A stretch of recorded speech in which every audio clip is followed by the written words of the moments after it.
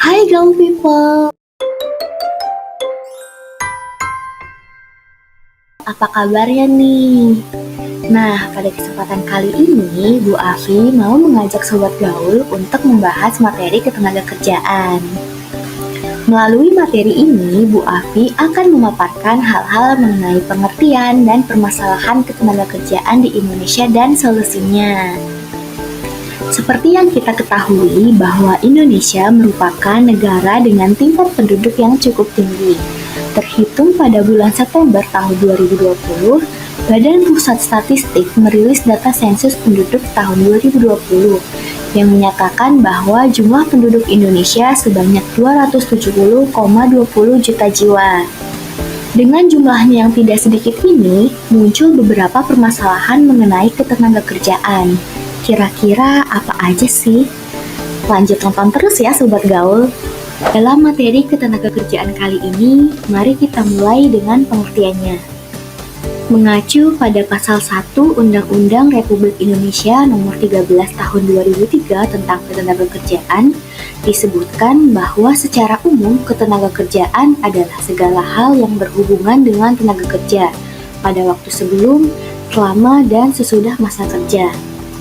Sedangkan definisi tenaga kerja menurut Sumarsono tahun 2003 adalah semua orang yang bersedia untuk bekerja.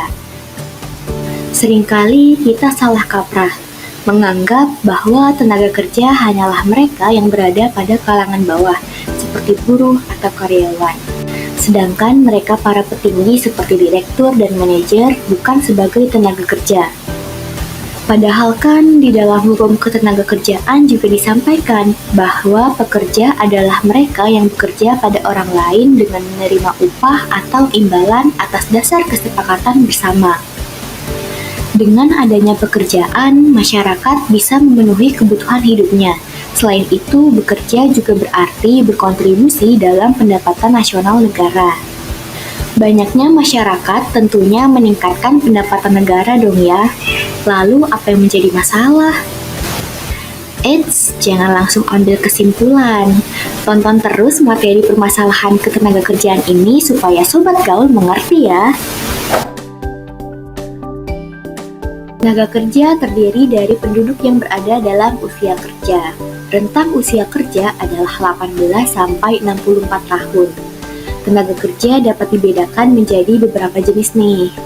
Kita dapat melihatnya melalui 5 aspek utama, yaitu aspek sifat, kualitas, fungsi pokok dalam perusahaan, hubungan dengan sebuah produk, dan status pekerjaan.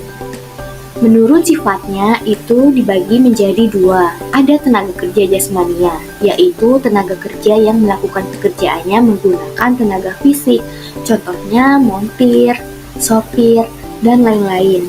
Kemudian ada tenaga kerja rohania, yaitu tenaga kerja yang dalam pekerjaannya ini lebih banyak menggunakan proses pemikiran, gagasan, ide, dan lain sebagainya. Contohnya itu seperti direktur, konsultan, atau manajer. Nah, menurut kualitasnya, tenaga kerja dibagi menjadi 3. Ada tenaga kerja terdidik, yaitu tenaga kerja yang mempunyai pendidikan yang tinggi sehingga ahli di bidangnya. Contohnya seperti guru, dosen, dokter, dan lain-lain. Kemudian ada tenaga kerja terlatih, yaitu tenaga kerja yang memiliki keahlian dalam bidang tertentu karena pengalaman kerja. Contohnya seperti montir, sopir, dan lain sebagainya. Selanjutnya ada tenaga kerja tidak terdidik dan tidak terlatih, yaitu tenaga kerja yang tidak memerlukan pendidikan ataupun pelatihan tertentu untuk melakukan pekerjaannya. Contohnya seperti tukang sapu, buruh, dan lain-lain. Menurut fungsi pokok dalam perusahaan, tenaga kerja dibagi menjadi 3 nih Sobat Gaul. Ada tenaga kerja bagian produksi, dan ada tenaga kerja bagian pemasaran atau penjualan, yang tugasnya itu mendistribusikan barang.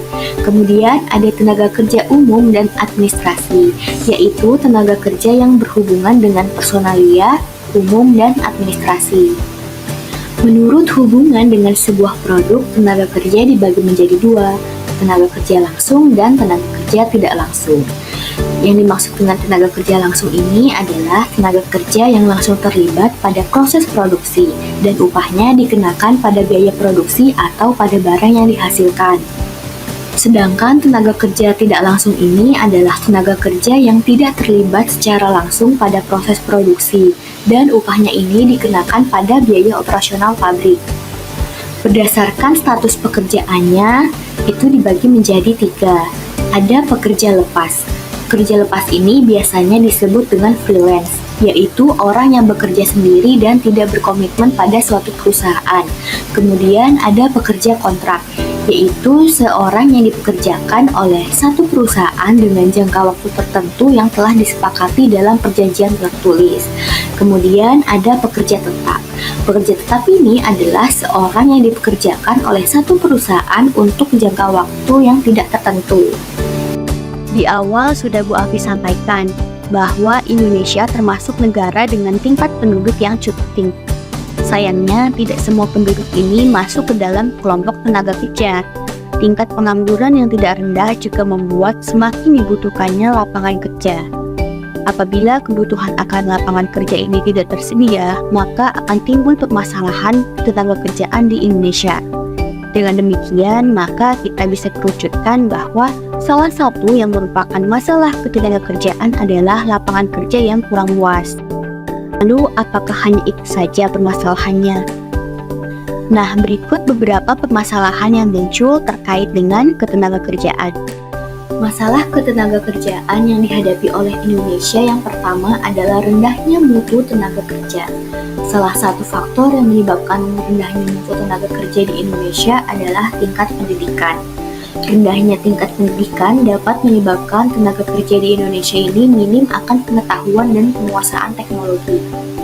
Meskipun ada beberapa orang yang tingkat pendidikannya rendah, namun dia bisa menyeimbangkan kemampuan dan keahliannya dengan mereka yang sarjana. Hal itu bisa karena faktor kerja keras, di mana mereka yang pendidikannya rendah akan berusaha sekuat tenaga untuk belajar berbagai hal, agar pengetahuan dan keahliannya ini meningkat, bisa dengan belajar otodidak atau mengikuti kursus. Oh iya, mutu tenaga kerja juga berpengaruh terhadap upah tenaga kerja loh Sobat Gaul.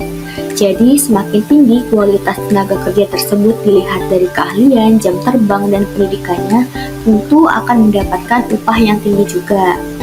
Namun, upah tenaga kerja di Indonesia ini masih terbilang rendah dibandingkan dengan negara lain seperti Singapura, Brunei, dan Malaysia. Masalah berikutnya yaitu ketersediaan lapangan kerja. Penduduk di Indonesia selalu mengalami peningkatan, seperti pada hasil sensus penduduk tahun 2020 bahwa terjadi peningkatan penduduk sebesar 32,56 juta jiwa dibandingkan dengan sensus penduduk tahun 2010. Naiknya jumlah penduduk tersebut menyebabkan terjadinya kenaikan permintaan akan lapangan kerja. Memang sudah menjadi hal yang klasik bahwa masalah dominan yang terdapat di sektor ketenagakerjaan Indonesia adalah ketersediaan lapangan kerja. Percepatan pertumbuhan penduduk tidak sejalan dengan percepatan pertumbuhan lapangan pekerjaan. Tentu saja hal itu membuat ketidakseimbangan antara permintaan dan penawaran tenaga kerja. Hal tersebut semakin diperparah dengan banyaknya tenaga kerja yang di-PHK. Hal ini akan semakin meningkatkan jumlah pengangguran.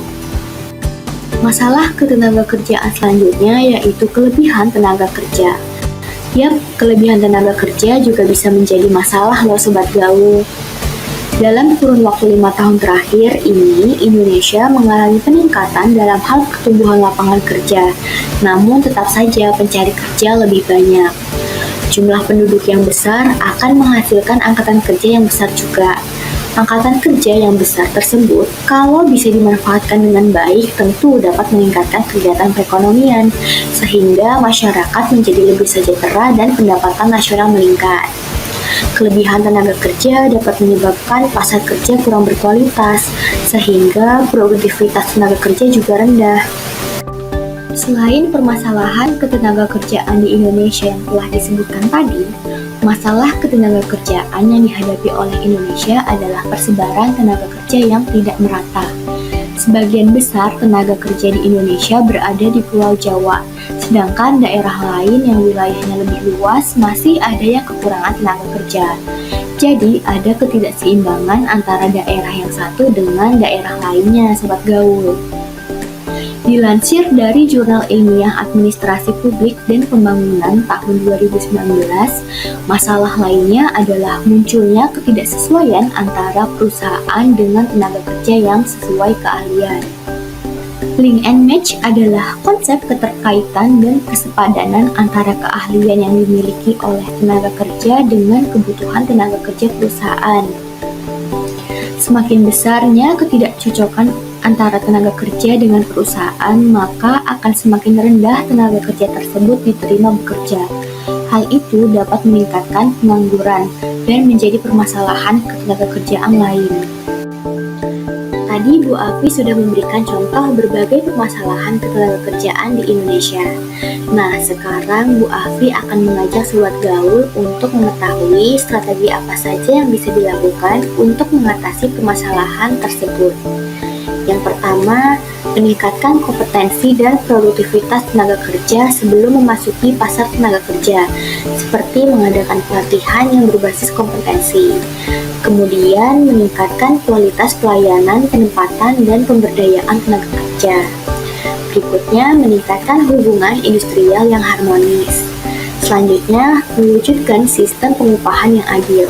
Dan yang terakhir, meningkatkan perlindungan tenaga kerja seperti penerapan norma kerja dan BPJS Ketenagakerjaan.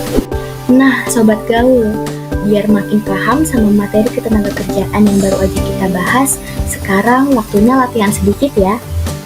Perhatikan baik-baik beberapa pertanyaan yang akan muncul di layar. Coba jawab dengan benar berdasarkan penjelasan yang tadi sudah Bu Afi sampaikan. Siap? Yuk kita mulai!